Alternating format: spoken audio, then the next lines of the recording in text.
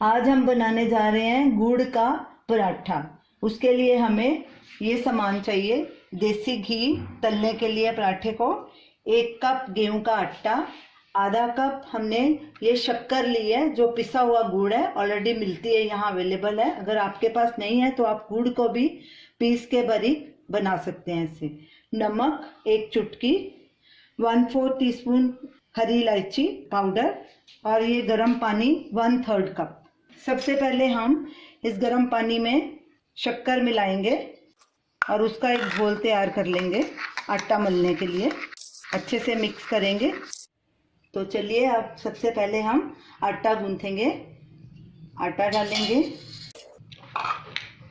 इलायची पाउडर डालेंगे, पिंच नमक डालेंगे, इससे पराठे का स्वाद अच्छा हो जाता है। और ये जो घोल हमने बनाया है इसके साथ हम आटा मलेंगे। इसको मिक्स कर लेंगे अच्छे से, इलायची पाउडर और नमक को आटे में। और ये शक्कर का घोल थोड़ा थोड़ा डालेंगे और साथ साथ गूंथते जाएंगे।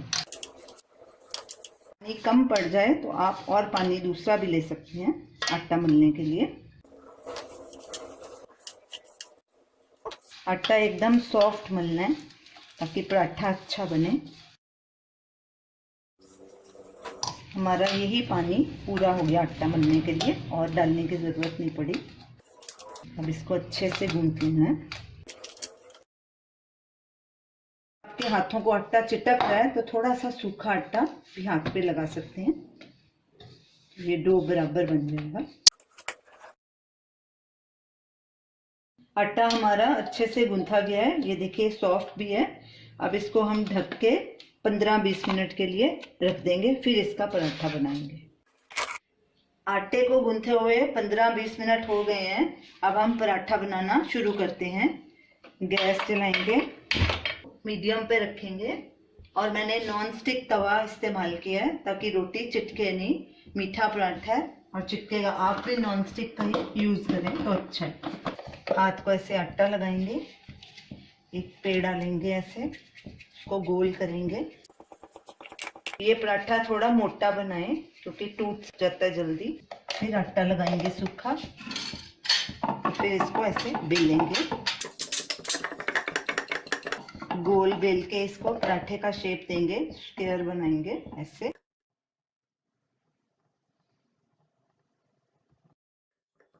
फिर सूखा आटा लगाएंगे और इसको बेलेंगे। अब इसको थोड़ा इस पे घी लगाएंगे ताकि पराठा नीचे नहीं चिपके।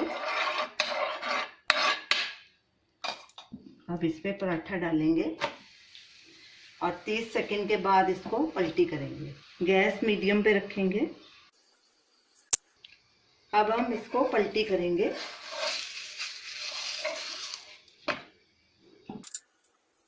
बीच बीच में गैस लो मीडियम पे करेंगे जैसे जैसे ज़रूरत होगी।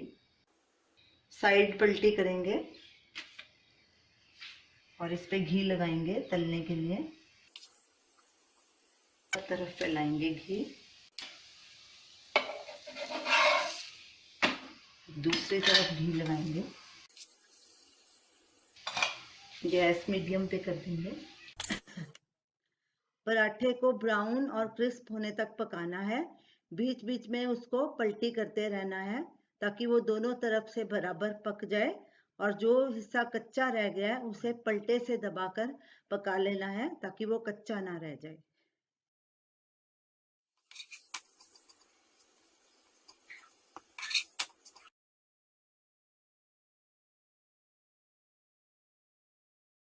हमारा पराठा तैयार हो गया।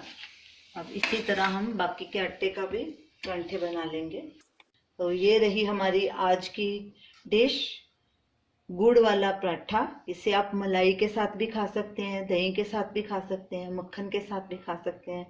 तो इसे आप ज़रूर ट्राई कीजिए और हमें अपना फीडबैक दीजिए। हमारी इस वीडियो को शेयर कीजिए, लाइक कीजिए, कमेंट कीजिए और हमारे चैनल को सब्सक्राइब कीजिए। Thanks for watching.